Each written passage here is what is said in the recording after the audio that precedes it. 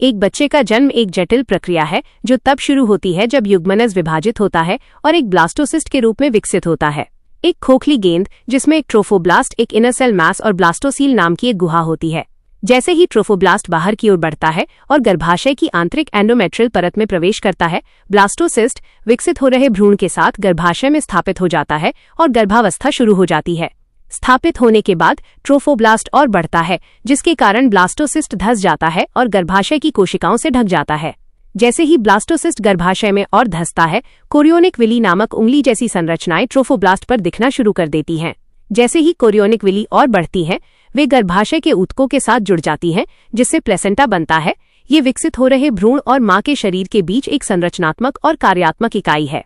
दिलचस्प बात यह है कि जब प्लेसेंटा बनना शुरू होता है तो इनर सेल मास नीचे की ओर खिसक जाता है और बदल जाता है, जिससे एक एम्ब्रियोनिक डिस्क बनती है जिसमें 3 जर्म परत होती हैं।